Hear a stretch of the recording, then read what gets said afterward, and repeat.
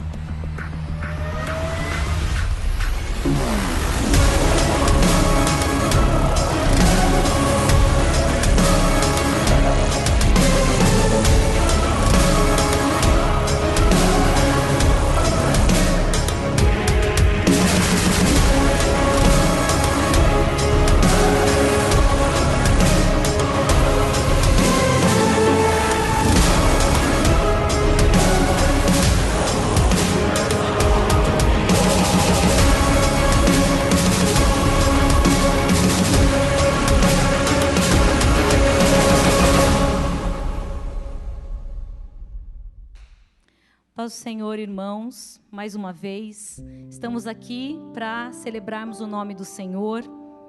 Lembrando, irmãos, uma coisa que me alegra muito o coração. Essa música diz que o véu foi rasgado, e de fato foi. Nós podemos nos achegar diante do trono da graça, por causa de Jesus, por causa da justiça dele que nos cobre. E Deus, o Pai, nos aceita como filhos. Fomos adotados por causa de Jesus, perdoados, redimidos, justificados. Hoje podemos nos achegar diante do Senhor em qualquer lugar, orar, falar com Ele, com a voz, com o coração, por causa de Jesus, por causa do sacrifício dele na cruz, podemos fazer isso. Aleluia, glória a Ti, Jesus. Jesus, em Tua presença, reunimos-nos aqui, contemplamos Tua face e rendemos-nos a Ti, pois um dia a Tua morte trouxe vida a todos nós e nos deu completo acesso ao coração do Pai.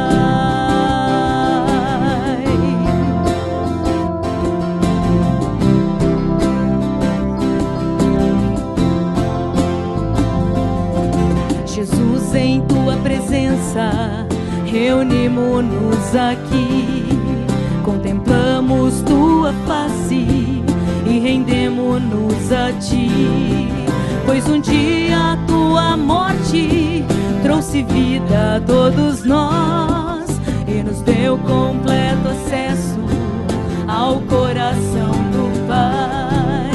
O véu que separava já não separa mais. A luz que outrora apagada agora brilha e cada dia brilha mais.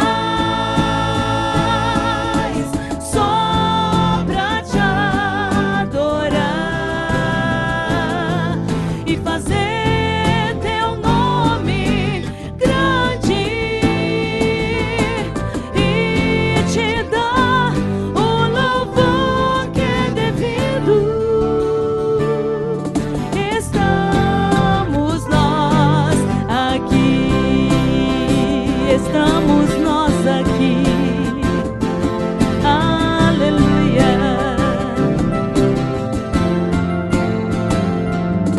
Jesus, em tua presença, reunimos-nos aqui, contemplamos tua face e rendemos-nos a ti, pois um dia a tua morte trouxe vida a todos nós e nos deu completo acesso ao coração do Pai. O véu que separava já não separa mais. A luz que outrora apagada agora brilha e cada dia brilha mais. Só pra te adorar e fazer teu nome grande e te dar o louvor que é devido. Estamos nós aqui. O véu que separava já não separa mais. A luz que outrora apagada agora brilha e cada dia brilha mais. Só pra te adorar e fazer teu nome grande e te dar o louvor que é devido. Estamos nós aqui, estamos nós aqui, estamos nós aqui. Estamos nós aqui, Jesus, para adorarmos o teu nome, Senhor, para dizermos que tu és digno, Jesus. Tu és digno de glória, tu és digno de honra, tu és digno de toda adoração. Aqui na terra nós fazemos um treino, Senhor, mas no céu te adoraremos eternamente, Senhor Jesus. Aleluia.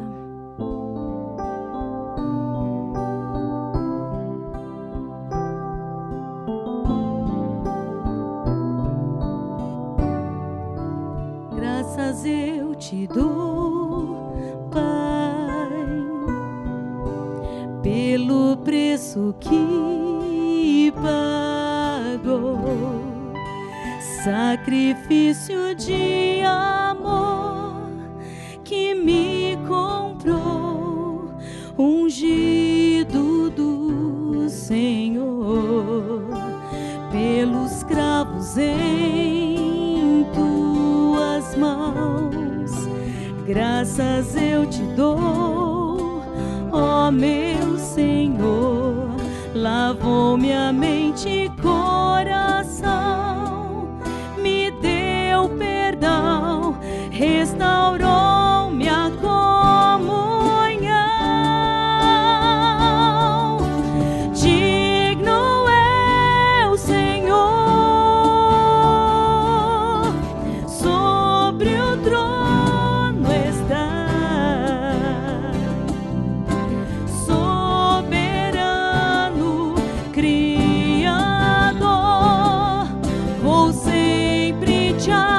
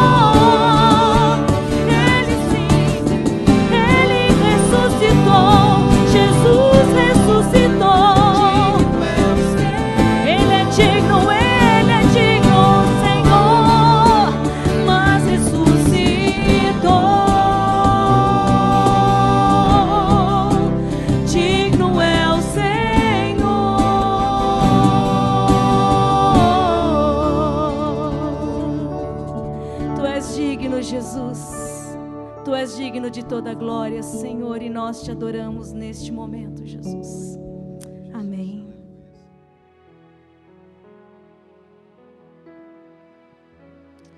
Olá, povo de Deus, graça e paz da parte do nosso Senhor e Salvador, Jesus Cristo. Louvo a Deus por mais essa oportunidade que o Senhor nos concede de recebermos o alimento espiritual, palavra de Deus que nos fortalece, que nos edifica e que muitas vezes também nos corrige, nos exorta. Que você possa estar com seu coração completamente aberto, sem reserva, para receber da palavra de Deus. Eu quero compartilhar de um tema hoje que diz assim: quem é Jesus para você? Tema de hoje: quem é Jesus para você? E nós vamos fazer a leitura do livro de Mateus, no capítulo 16, versículo 13 ao 20. Para você que está sem a sua Bíblia aí na sua casa neste momento, esse texto vai estar aparecendo aí na tela, para que você possa acompanhar conosco. Mateus 16, versículo 13 em diante, diz assim a palavra do Senhor. Chegando Jesus à região de Cesareia de Filipe, perguntou aos seus discípulos: quem os outros dizem que o Filho do Homem é? E eles responderam: alguns dizem que é João Batista, outros Elias, e ainda outros Jeremias ou um dos profetas. E vocês? Perguntou ele. Quem vocês dizem que eu sou? Simão Pedro respondeu: tu és o Cristo, o Filho do Deus vivo. Jesus respondeu: feliz é você, Simão, filho de Jonas, porque isso não lhe foi revelado por carne ou sangue, mas por meu Pai que está nos céus. Eu lhe digo que você é Pedro, e sobre essa pedra edificarei a minha igreja, e as portas do Hades não poderão vencê-la. Eu lhe darei as chaves do reino dos céus. O que você ligar na terra terá sido ligado nos céus, e o que você desligar na terra terá sido desligado nos céus. Então advertiu aos seus discípulos que não contassem a ninguém que ele era o Cristo. Pai, graças eu te dou pela tua palavra. Mais uma vez, Senhor, com a certeza que o teu Espírito ministrará aos nossos corações, em o nome de Jesus. Amém. Quem é Jesus para você? Eu dou aula de Cristologia no seminário nosso da igreja, o INRIT, e nós vamos também agora, já estamos num processo de gravação de aulas, e chegou a minha vez de gravar as aulas, e eu comecei essa semana já a me preparar, revi a apostila, e quando eu estava revendo a minha aula, eu senti essa impressão no meu coração de trazer essa palavra acerca de Jesus para toda a igreja. É lógico que eu não quero dar uma aula teórica aqui de quem é Jesus para você conhecer, mas eu quero que, pela graça de Deus, somente pela graça de Deus e pelo seu Espírito, você possa compreender sim quem é Jesus nessa oportunidade, mas mais que isso, você possa ter um encontro com esse Jesus nessa oportunidade. Esse texto que nós lemos, Jesus, é um dos poucos momentos em que Jesus tem um tempo para bater um papo com os seus discípulos. Diz o texto que ele estava chegando à região de Cesareia de Filipe. Essa região fica ao norte do Mar da Galileia, ao norte do Mar da Galileia, uma região um pouco mais calma, onde Jesus conseguiu sentar provavelmente com seus discípulos, e ali ele faz duas perguntas a eles. O que o povo, o que as pessoas de fora, o que dizem aqueles que não caminham conosco, não são ainda discípulos meus? O que eles dizem a meu respeito? E não sabemos exatamente quem respondeu, mas talvez eles todos ali, os discípulos, interagindo e cada um falando um pouco. Então disseram: olha, alguns dizem que o Senhor é João Batista. Época essa que João Batista já tinha sido morto, já tinha sido decapitado, mas era um grande profeta, João Batista. Aí diz também, olha, alguns acham que você é Elias, porque há uma profecia no Antigo Testamento que Elias surge nos últimos tempos. Não sabemos se ela é literal ou não, pois Elias é um dos personagens do Antigo Testamento que não experimentou a morte como nós a experimentamos. Ele foi levado aos céus, foi arrebatado numa carruagem de fogo, e há alguns que acreditam que Elias volta, e há palavras proféticas com relação a isso. Então eles disseram, olha, eles dizem que você é o Elias que haveria de voltar. Outros dizem que você é Jeremias, ou um dos profetas. Jesus, não satisfeito, ele traz então essa pergunta para os seus discípulos, e pergunta para eles, e vocês? O que vocês pensam ao meu respeito? Quem sou eu para vocês? Quem sou eu?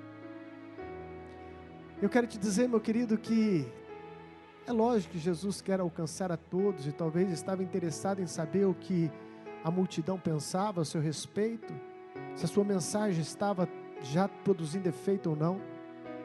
Mas a maior preocupação que eu percebo que Jesus tinha era saber daqueles que estavam com ele, dos seus discípulos, da sua igreja.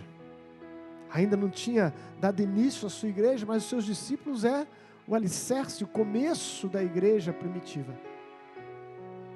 Então Jesus hoje pergunta para mim e para você, que fazemos parte da sua igreja, o que vocês pensam a meu respeito? Quem sou eu para vocês? Porque pode ter muitas pessoas dentro da igreja que ainda não sabem direito quem é Jesus. Não conhece Jesus a fundo, não experimentou, não sabe teologicamente, não sabe também no seu relacionamento íntimo e pessoal.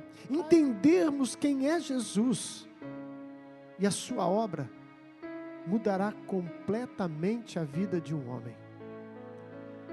É baseado neste fato que eu quero pensar com vocês, e quem sabe ajudar a responder essa pergunta com a própria Escritura, é lógico, porque são as Escrituras que nos revelam quem é Jesus. Eu vou recorrer ao apóstolo Paulo, que ele escreve à igreja de Colossenses capítulo 1, onde ele dá um panorama geral de quem é esse Jesus que nós estamos falando. E só neste pequeno trecho da palavra de Deus, embora toda a Bíblia fala de Jesus, e toda a Bíblia deixa bem claro quem é Jesus, e já adiantando para você, Jesus é Deus que se fez homem. Jesus é o Deus encarnado. E Paulo, quando fala aos Colossenses, ele mostra um pouquinho de quem é Jesus. Eu quero ler com vocês Colossenses 1, versículo 15 ao 17. Ele está falando de Cristo, e o tema, aqui o subtítulo da minha Bíblia diz a supremacia de Cristo. Ele diz, ele é a imagem do Deus invisível, primogênito de toda a criação. Pois nele foram criadas todas as coisas, nos céus, na terra, visíveis e as invisíveis, sejam tronos ou soberanias, poderes ou autoridades, todas as coisas foram criadas por ele e para ele. Ele é antes de todas as coisas, e nele tudo subsiste. Que declaração fantástica, que revelação do apóstolo Paulo acerca da grandeza de quem é Jesus, grandeza de quem é Jesus. Portanto, meu querido, talvez você até hoje está ainda em cima do muro, talvez até hoje você tem uma mente dividida, afetado talvez por vários ensinamentos errados, por várias formas erradas de entender a pessoa de Jesus. Talvez você até hoje, quando vai orar, não sabe se ora ao Pai, ou se então dirige a sua oração ao Filho. Você não sabe como se posicionar. Talvez você pense, Deus Pai é maior, então se eu falar com o Pai, está resolvido. Mas eu quero te mostrar, rapidamente nessa ministração, quem é Jesus. 4 coisas me chamam a atenção nessa declaração do apóstolo Paulo, nessa carta à igreja de Colossenses. Ele diz em primeiro lugar que todas as coisas foram criadas por Ele. Jesus é o Criador de todas as coisas. De todas as coisas. Criar alguma coisa é um atributo divino. Não existe em nenhuma parte da Bíblia que anjos tiveram o poder para criar alguma coisa. Nem anjos, nem serafins, nem querubins. Não há em nenhuma parte da Bíblia nenhuma possibilidade do homem ter criado alguma coisa. Portanto, Criador, o atributo de criar as coisas do nada, só é atribuído a uma pessoa. E essa pessoa é Deus. Portanto, o apóstolo Paulo diz que Jesus é Deus, porque Ele criou todas as coisas. Que coisa espantosa, maravilhosa. Como é que pode um carpinteiro de Nazaré, filho de Maria, pregado numa cruz no Gólgota, ser exatamente o Criador do universo? O Criador do universo. E por Ele se parecer, se fazer parecido conosco, se igualando à natureza humana, diz a própria palavra que Ele não foi reconhecido. Olha o que diz o livro de João, capítulo 1, versículo 10. Estava no mundo, e o mundo foi feito por Ele, e o mundo não o conheceu. Isso é simplesmente fantástico. O Criador dos céus e da terra se mistura com a humanidade, em todos os aspectos físicos, na sua aparência, no seu modo de viver. Mal sabia eles que ali estava o Criador do universo, porque Jesus Cristo criou todas as coisas. Ele também diz aí, nesse mesmo texto que nós lemos, que todas as coisas foram criadas, não somente por Ele, mas foram criadas nele. E quando eu estava estudando e relendo sobre este fato, eu achei isso cada vez mais lindo e mais glorioso. Todas as coisas que existem no universo foram feitas por Ele e estão dentro da sua infinitude. Ele preenche todas as coisas. Jesus Cristo preenche todas as coisas. Ele preencheu todo o cosmo. Ele fez os céus e a terra. E o que é mais lindo e maravilhoso nisso é que mesmo sendo o Criador de todo o cosmo, toda a criação que nós conhecemos, Ele não está contido por elas, mas ao contrário, Ele contém todas as coisas. Não é que Deus está no mundo, mas o mundo está em Deus. Mundo aqui eu me refiro a cosmos, e não um sistema mundial. Deus não pode ser contido, mas Ele contém todas as coisas, porque todas as coisas foram criadas por Ele e foram criadas nele. Jesus Cristo, o Senhor. Jesus Cristo, o Senhor. Terceira coisa que o apóstolo Paulo revela é que todas as coisas foram criadas por Ele, foram criadas nele e elas subsistem por Ele. Subsistem por Ele. Quando nós olhamos para o universo, as estrelas, os planetas, maiores e menores, todos eles estão no firmamento, eles não se chocam, eles não caem. Quando nós olhamos para a terra, num olhar mais simplista possível, nós encontramos a beleza da criação. Os animais, as plantas se multiplicam, a erva que seca, mas que volta a renascer e brotar. toda a sua criação. E aí então cabe-nos uma pergunta: quem mantém tudo isso? Por que a vida não para de se multiplicar e o universo não para de se mover? Porque além de ser o Criador, além de todas as coisas terem saído dele, da sua essência divina, Ele também é quem sustenta todas as coisas. O escritor de Hebreus, no capítulo 1, versículo 3, diz: porque Cristo sustenta todas as coisas pela palavra do seu poder. Aleluia! Ele não somente criou e deu corda no mundo, como alguns deístas dizem, Deus deu corda e deixou as coisas irem. É por isso que este mundo é uma bagunça. É por isso que a natureza é descontrolada. É um Deus que deu corda e soltou? Não. A minha Bíblia revela para mim que todas as coisas existentes e criadas, elas somente continuam a ser e a se movimentar e a produzirem, porque o Senhor Jesus subsiste e a sustenta com a sua palavra de poder.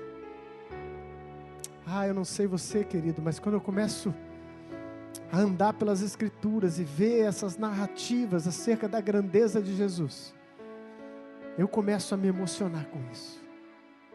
Se eu estou vivo, se você está vivo hoje, se você ainda permanece apesar dos tombos, apesar das lutas, é porque Ele está sustentando a sua vida.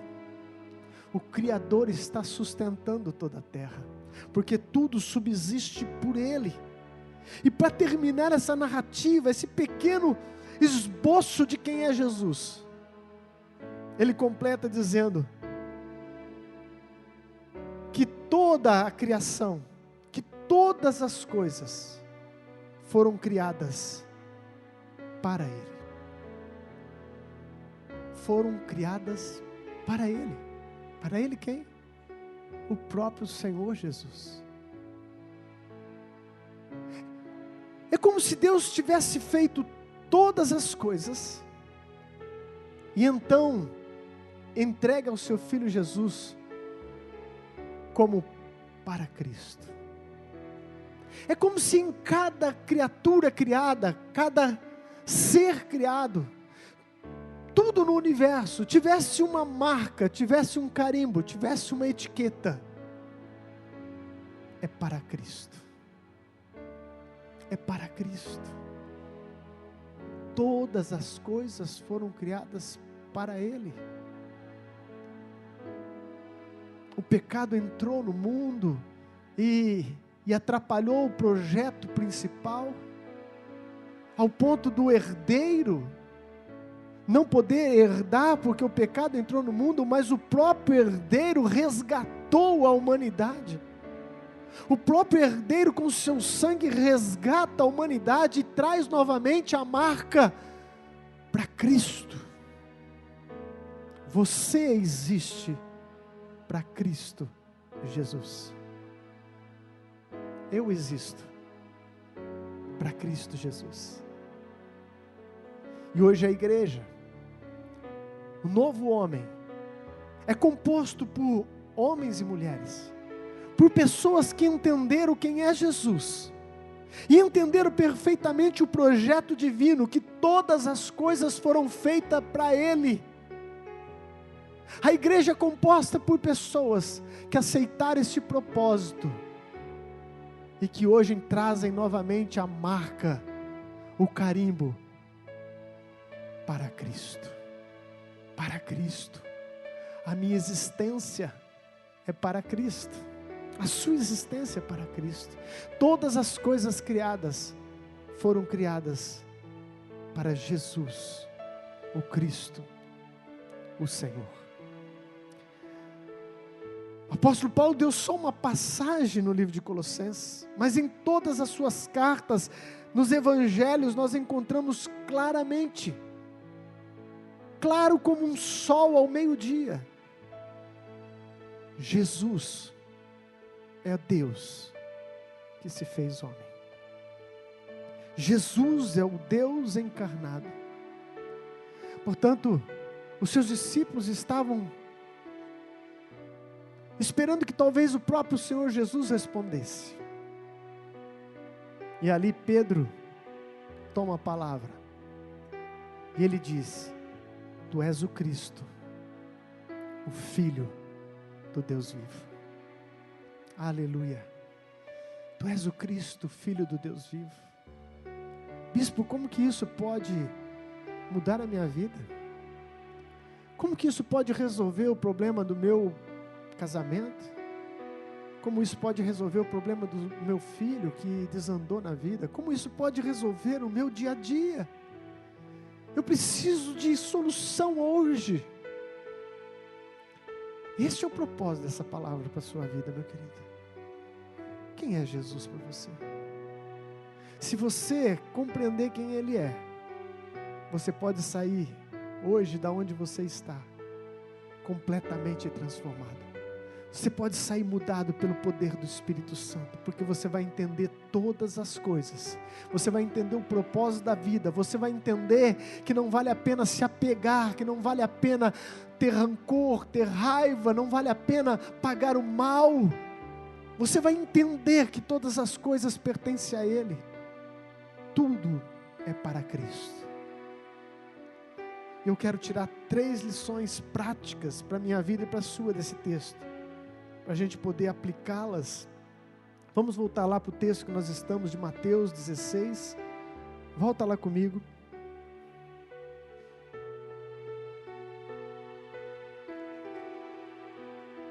Mateus 16.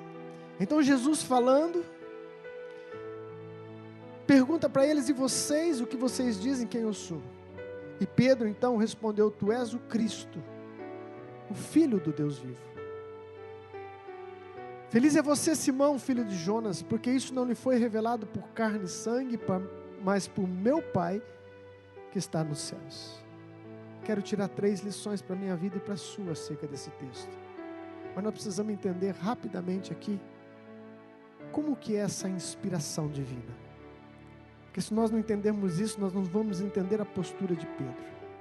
Algumas pessoas acham que a inspiração divina, na qual foi escrito o Novo Testamento, o Velho Testamento através dos profetas, era quase que uma psicografia, que esses homens de Deus sentavam e fechavam os olhos, e ali então lhe era ditado as coisas, e eles num estado de inconsciência escreviam as Escrituras. Isso não é inspiração. Isso pode ser outra coisa. A inspiração na qual Deus usou para influenciar os profetas, os apóstolos, os escritores da palavra de Deus, ela é um sopro de Deus no espírito humano. Esse sopro de Deus vem no espírito humano, e ele, sem dúvida alguma, não tem como ser diferente. Ele passa por um processo mental, porque tudo que falamos passa por um processo mental. Mas é uma linha muito fina da revelação e da inspiração. Mas o que eu quero que você entenda é que Pedro não ficou ali em transe, ele não foi tomado, ele não falou sem o domínio da sua palavra, como se o Espírito Santo pegasse a sua boca e ele então começou a falar. Não, ele recebe uma inspiração de Deus, e é assim que Deus age, e é assim que Deus falou através dos profetas e dos apóstolos. E quando ele recebe essa inspiração, ele raciocina, e ele pode aceitá-la como uma inspiração divina, e ao falar ele dá vida à palavra de Deus, ou ele poderia negar-se a crer nisso. Ele poderia dizer: não, isso é coisa da minha cabeça, eu não aceito isso. Isso não é coisa de Deus. Portanto, vem no seu espírito, mas ele é homem consciente, e ele julga essa inspiração, essa palavra, e ele a pronuncia. 3 lições práticas para a gente entender essa palavra, e você sair preenchido com ela em nome de Jesus. Primeira delas, quando nós recebemos a revelação de quem Jesus é, essa palavra que agora está entrando na sua vida, através dos seus ouvidos, através desse instrumento de televisão, ou de celular, ou de iPad, não importa, é transmitida uma palavra de revelação, que vem pela revelação das Escrituras Sagradas. Então você, um ser livre, você agora começa um raciocínio. Será que esse Jesus é Deus? E a todo tempo eu estava achando que ele era simplesmente um bom mestre. Alguém que foi um espírito de luz. Alguém que alcançou o karma. Alguém que teve um ensinamento profundo.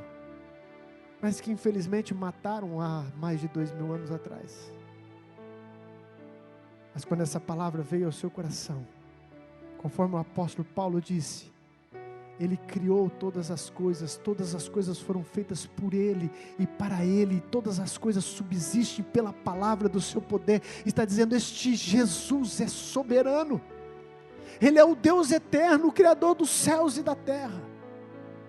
Quando você abraça essa revelação, e a pronuncia, e crê na revelação, e se submete a ela, então começa a acontecer na sua vida o que aconteceu na vida de Pedro. Começa a acontecer na sua vida. Eu quero ser profeta de Deus hoje para a sua vida. Se você crer nessa palavra, vai começar a acontecer na sua vida o que aconteceu com Pedro naquele momento. Primeira coisa, você será alguém feliz. Olha a simplicidade da palavra. Pedro responde, tu és o Cristo. Tu és o Filho do Deus vivo. Interessante o Filho do Deus vivo, porque os homens que não tinham conhecimento de Deus, só comparou Jesus com gente morta. Tu és João Batista que já morreu, tu és Elias que já morreu, tu és Jeremias que já morreu. Mas até nisso a revelação divina trouxe vida, dizendo, tu és o Filho do Deus vivo. É um Deus vivo e atuante em nosso tempo. Jesus então responde, feliz é você, Simão, filho de Jonas. Aleluia. Quando você crê na revelação do alto, quando você crê na supremacia de Cristo, na grandeza do Senhor e Salvador, a primeira coisa que começa a acontecer na sua vida, começa a emanar do teu ser uma felicidade. Mas como é que pode uma felicidade em meio a tanto caos que eu estou vivendo? É sobrenatural, é uma felicidade que vem do alto, é uma satisfação interna, é um processo divino na sua vida. Simão, você é bem-aventurado, você é feliz, Simão, porque brotou dos seus lábios a revelação de quem eu sou. Quando você crê em Jesus Cristo, a alegria vai invadir a sua vida. Talvez você tenha buscado alegria em tantos lugares, com tantas coisas. Alegria é estar em eu ter muito dinheiro. Alegria é eu estar em lugares maravilhosos. Alegria é eu estar com pessoas famosas. Mas quando você chega nesses lugares, quando você tem esse dinheiro, quando você está ao lado dessas pessoas, você percebe que tudo é passageiro, natural, momentâneo. Mas a alegria que eu estou falando para vocês, ela não passa, porque ela não depende de circunstâncias. Ela é interna. Ela é interna. É a alegria de gente que está numa cadeia, como Paulo e Silas. Depois de ter sido espancado, estão amarrados ao tronco. Diz o texto bíblico em Atos dos Apóstolos que à meia-noite eles cantavam louvores a Deus. Que alegria é essa? Que alegria é essa? O corpo machucado, a injustiça, a ingratidão daqueles que não recebem a palavra de Deus. Mas ainda assim, tem uma alegria. Essa alegria daqueles que creem em Jesus Cristo, Salvador do mundo. Essa alegria daqueles que creem na palavra revelada, a alegria vai invadir a sua casa. A alegria vai inundar o seu ser. Alegria essa que você nunca teve com tamanha abundância. Segunda coisa que acontece na vida daquele que recebe a revelação e crê e se submete ao senhorio de Jesus Cristo, é que você será transformado. Nós seremos transformados de dentro para fora. De dentro para fora. Que é isso, bispo? Da onde você tirou isso? Jesus fala para ele: você é feliz, Simão, filho de Jonas. Por isso não lhe foi revelado, porque isso não lhe foi revelado por carne e sangue, mas por meu Pai que está nos céus. E eu lhe digo que você é Pedro. Aleluia. Eu te digo, Simão, filho de Jonas, que a partir de então, você é Pedro. Jesus já havia mudado o nome de Simão para Pedro no seu chamado, está lá no livro de João, no capítulo 1. Mas aqui, depois da revelação que Pedro proclamou com seus lábios, Jesus confirma a palavra dizendo: a partir de hoje, Pedro, você não é mais Simão, você é Pedro. O que Jesus estava fazendo com Pedro? Muito embora Simão não era um nome indecoroso. Simão significa obediente. Significa obediente. Mas quando Deus muda o nome dele para Pedro, Ele está fazendo uma transformação de dentro para fora. Ele fala para Pedro: Pedro, a partir de hoje você é como uma rocha, Pedro. Pedro, você vai ser e terá que ser alguém forte, Pedro. Pedro, depois nós sabemos a história, ele se torna o grande líder da igreja em Jerusalém. Pedro depois enfrenta autoridades, enfrenta principados, potestades, enfrenta prisões, e ele não se abala mais, ele não tem mais fraqueza, ele já não nega mais a Cristo, porque ele foi transformado de dentro para fora, de dentro para fora. Deixa eu te dizer uma coisa, meu querido, você que está me ouvindo. Quantas vezes você tentou mudar os seus hábitos e até hoje você não conseguiu?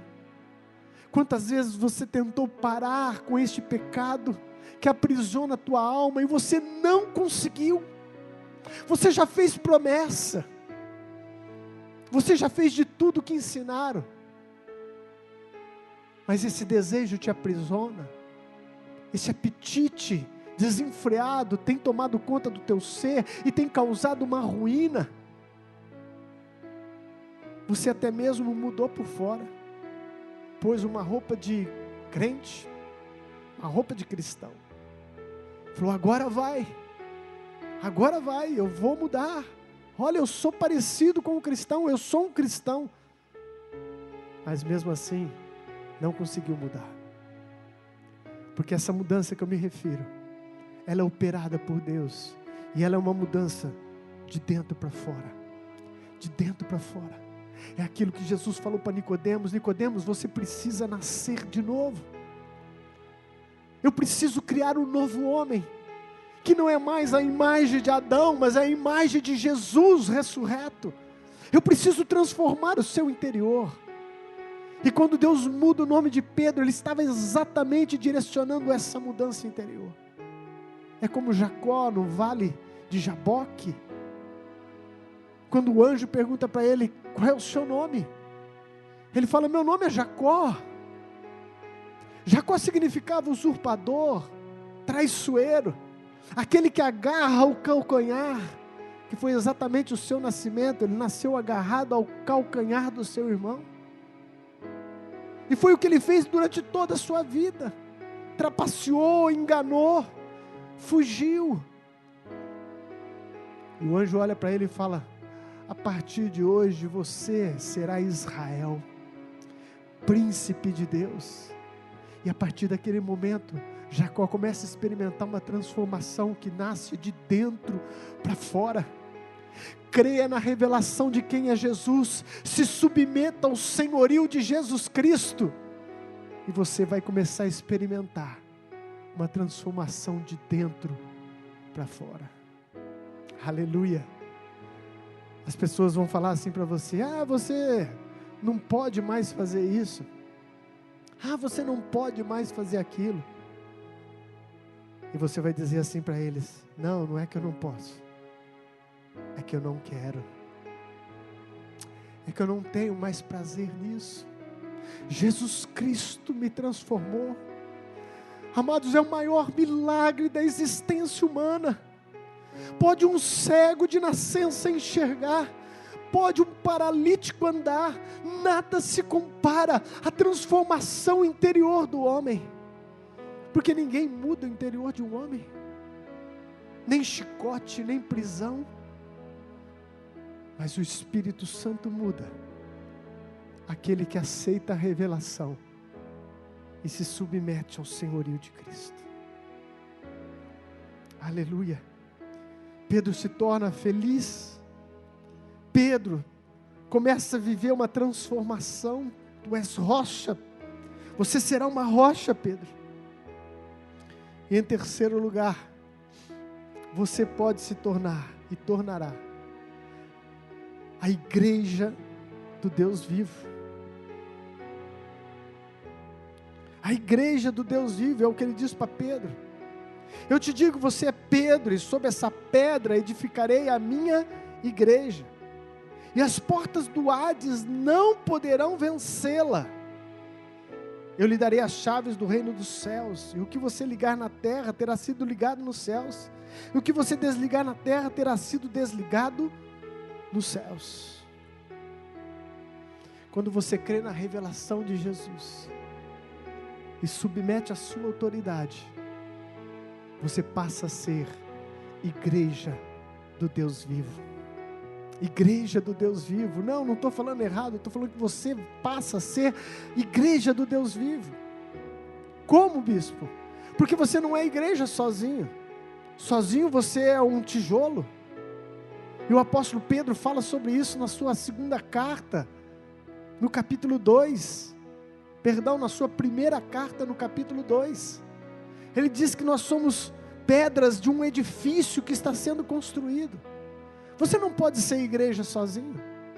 Sozinho você é um tijolo. Se você pega um tijolo e coloca em um terreno, você nunca poderá dizer que aquilo é uma casa, que aquilo é um edifício. Mas quando outros tijolos começam a se juntar àquele tijolo, e então começa a se levantar os muros e edificar algo, então aquilo se torna um edifício. Quando você crê na revelação de quem é Jesus, se submete a Ele, você tem um grande privilégio na terra, de ser chamada a igreja do Deus vivo. A igreja do Deus vivo. A noiva de Cristo. Como isso é grandioso, amado, como isso é maravilhoso, sermos igreja. E quando eu digo sermos igreja, eu estou falando do corpo místico de Cristo, por toda a terra. Eu não estou falando de denominações, eu estou falando de um povo separado e lavado pelo sangue do Cordeiro. Um povo remido. Qual é a vantagem de ser igreja, bispo? A vantagem é que você terá autoridade espiritual. Jesus falou para Pedro: eu vou te dar as chaves.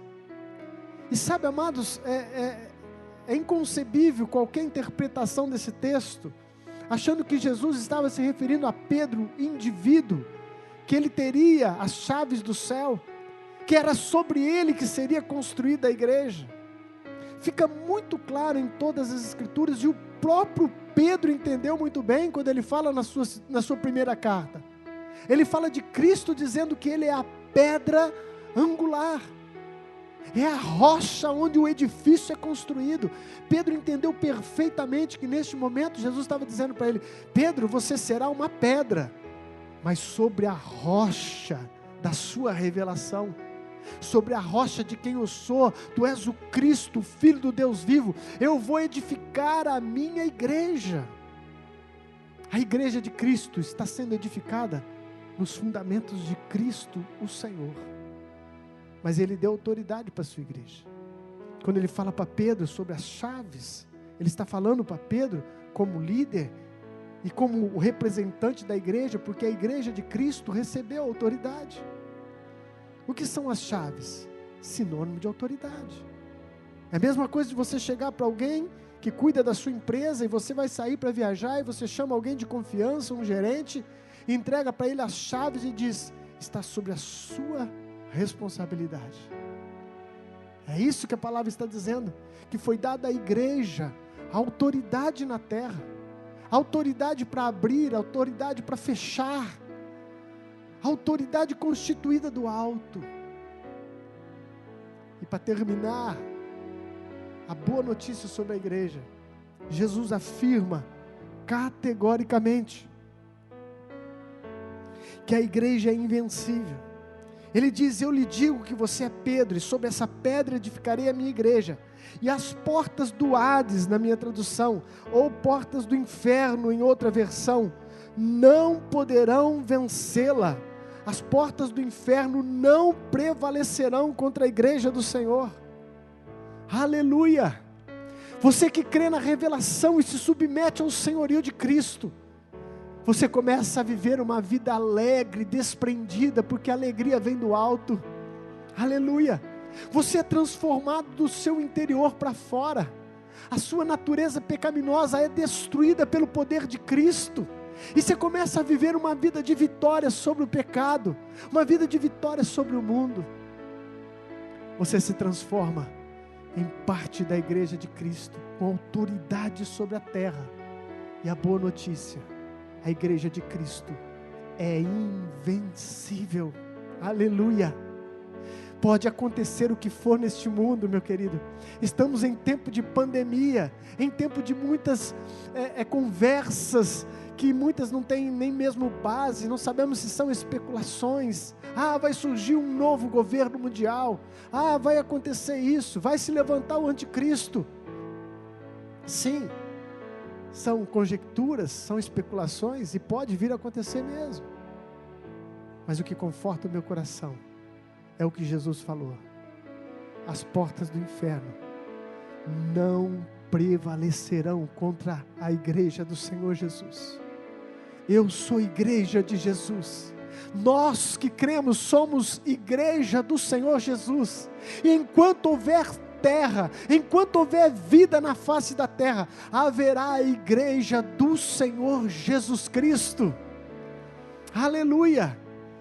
Quer seja com perseguição, com comunismo, com anticristo, pode ser com qualquer coisa, porque eu me firmo na promessa de Jesus. A sua igreja é invencível. A sua igreja é invencível. Diga aí, você que está sentado assistindo esse vídeo agora, diga para você mesmo, diga no reino espiritual: a igreja que somos nós é uma igreja invencível. Invencível em Cristo Jesus. Em Cristo Jesus. Aleluia! Louvado seja Deus. Eu quero terminar com uma frase de um grande pregador chamado Charles Spurgeon, conhecido como o príncipe dos pregadores. Ele diz: Cristo é o grande fato central da história. A partir dele, olha-se para frente ou para trás. Cristo é o grande fato central da história. E a partir dele, olha-se para frente ou para trás. Quem é Jesus para você? Jesus está esperando uma resposta sincera da sua parte. A revelação é trazida pelas Escrituras, e o Senhor se mostra poderoso, Criador, sustentador de todas as coisas. E ainda, a revelação vai mais além e diz que tudo que há neste mundo foi criado para Jesus. A maneira como você vê Jesus vai determinar a maneira como você vai viver. Quero orar com você, meu querido, que recebeu essa palavra.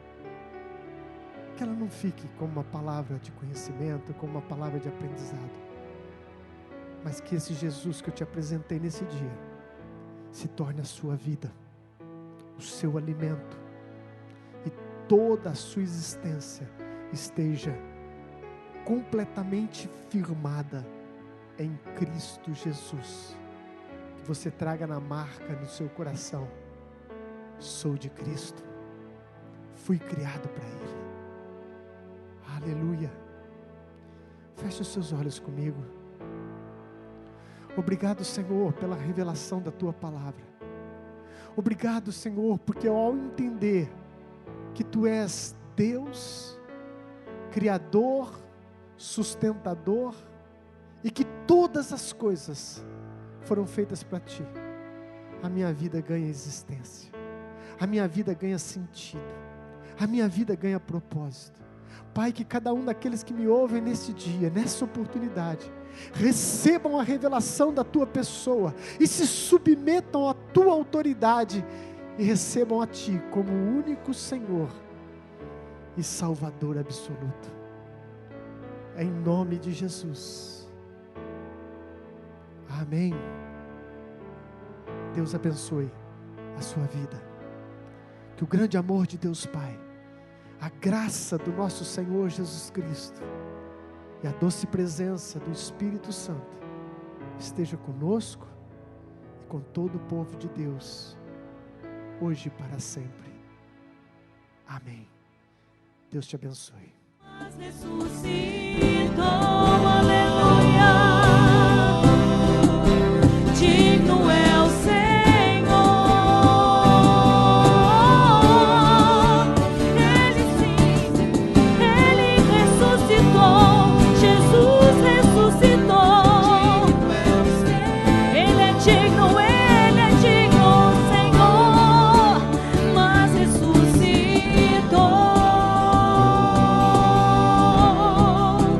Digno é o Senhor.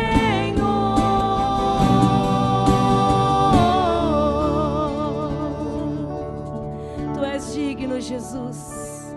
Tu és digno de toda a glória, Senhor, e nós te adoramos neste momento, Jesus.